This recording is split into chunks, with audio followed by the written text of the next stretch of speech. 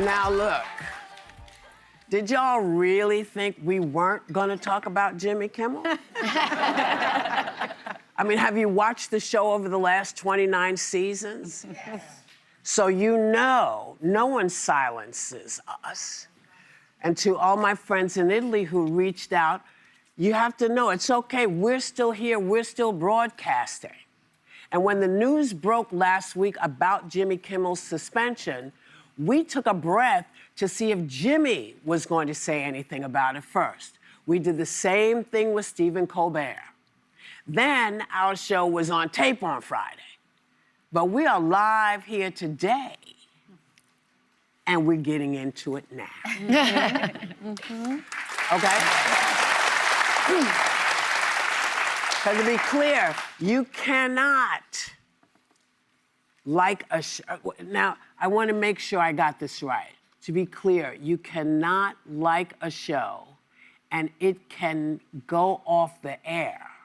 Someone can say something they shouldn't and get taken off the air, but the government cannot apply pressure to force someone to be silenced.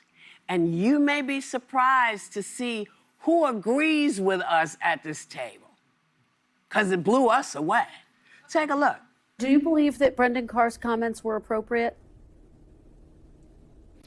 Absolutely inappropriate. The government's got no business in it, and the FCC was wrong to weigh in, and I'll fight any attempt by the government to get involved with speech. I will fight. We are quickly turning into a banana republic. The President of the United States is now employing the full power of the federal government, the FCC, the Department of Justice, in order to punish, lock up, take down off the air all of his political enemies. I think what Brendan Carr has done at the FCC is illegal and unconstitutional. He says, we can do this the easy way, or we can do this the hard way. Yeah. And I got to say, that's right out of Goodfellas. That's right out of a mafioso coming into a bar going, nice bar you have here. It'd be a shame if something happened to it. I like Brendan Carr, but we should not be in this business. We should denounce it. Yes.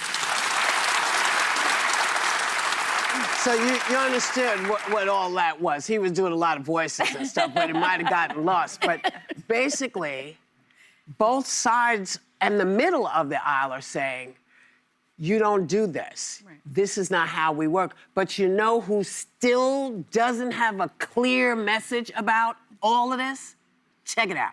I read someplace that the networks were 97% against me. I get 97% negative, and yet I won easily. I won all 7 swing states, popular, I won everything. And if they're 97% against, they give me only bad publicity or press. I mean, they're getting a license. I would think maybe their license should be taken away. It will be up to Brendan Carr. No, it's not up to Brendan Carr. It is not up to him. I don't understand how you are the man in charge of the nation and you still don't understand how the First Amendment works. Do you want to remind him? Because I would you're like the to. lawyer. Yes, Please I would do. like to. Thank you, Whoopi. You know, freedom of speech undergirds our democracy. And our founders were very, very clear on that.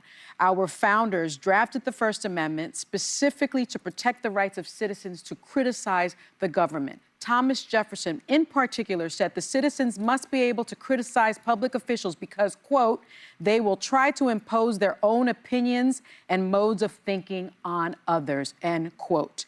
And the Supreme Court, time and time again, has reinforced its support for the law of the land, the First Amendment, freedom of speech and freedom of the press.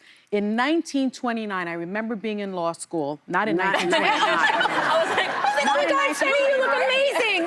Thank you. I remember being in law school in 1991, and my constitutional law professor said that in 1929, Justice Oliver Wendell Holmes, one of the greats, said that we must protect the freedom to express the thought we hate.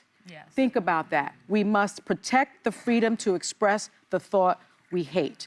And so Justice Sotomayor said last week that every time I listen to a lawyer-trained representative saying we should criminalize free speech in some way, I think to myself, that law school failed. Well, my law school, Notre Dame, didn't fail. I know very well what the freedom of speech means. I know all of you know very much what the freedom of speech means. And the President of the United States should know what freedom of speech means. Well, listen, for me, I want to start by thanking our loyal viewers for demanding truth and courage from us. We deserve it, you deserve it, and we will give it to you.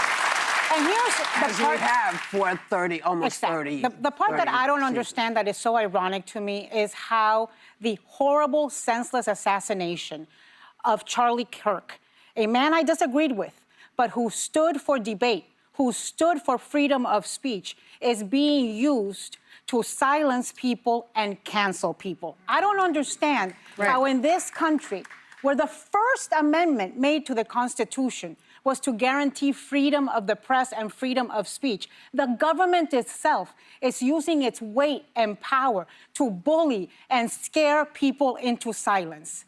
Look, you know, I have to tell you this. I lived through a right-wing dictatorship in Nicaragua, Somoza. I lived through a left-wing dictatorship in Nicaragua under Ortega. This is what dictators and authoritarians do. It does not matter the ideology. At first, they come for the people with big platforms.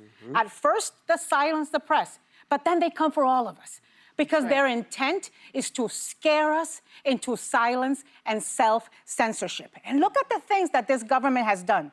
They kicked the AP out of the Oval Office for not saying Gulf of America. They cut the funding of NPR and the Corporation for Public Broadcasting.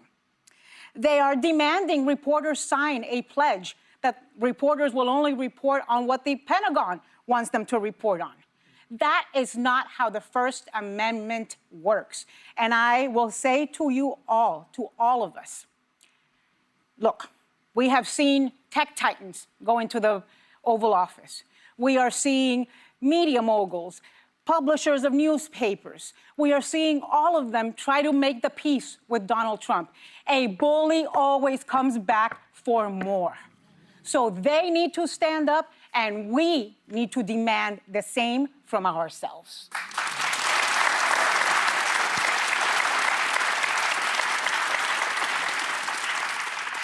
And from each other. I actually wasn't surprised that Ted Cruz and Rand Paul took the position they did, because this has been a long-standing, not just American position, but conservative position, that the First Amendment and the right to free speech is fundamental in this country. And that means speech you find offensive, it means political satire, it means comedy, it means holding those in power accountable.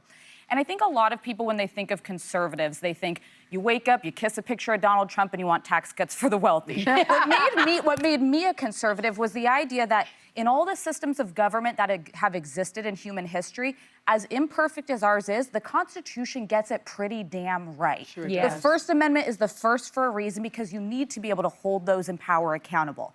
And what Ted Cruz later says in an interview that I think is an incredibly important point, the pendulum swings in this country. Donald Trump is not going to be in power for 100 years. It may feel that way to a lot of people right now.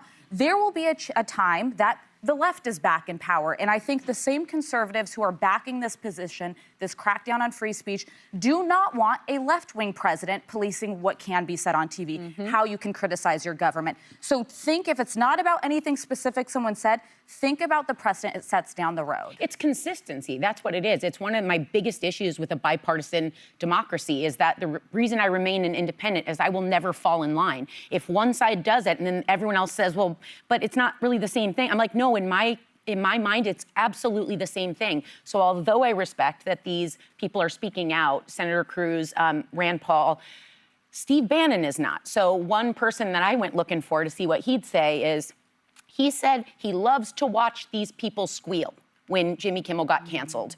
And he also went on to say, the days of you guys being in charge are over.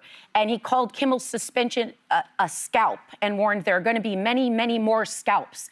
So he said it was more important for institutional power than consistency in defending the First Amendment. Well, he doesn't know the law. So, well, and I'd also just keep your eyes wide open, because a lot of the write-ups about Steve Bannon have alluded to the fact of 2025.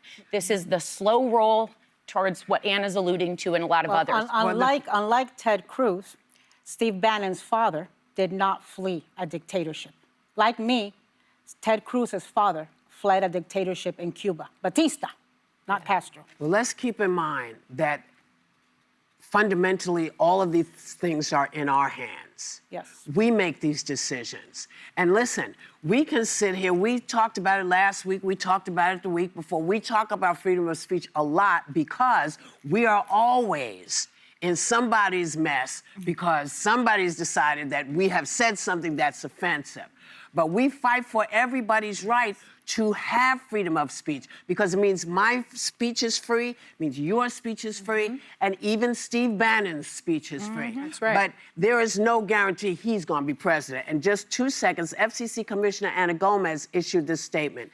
This FCC does not have the authority, the ability, or the constitutional right to police content or punish broadcasters for speech the government dislikes. If it were to take the unprecedented step of trying to revoke broadcast licensing, which is held by local stations rather than national networks, it would run headlong into the First Amendment and fail in court on both the facts and the law.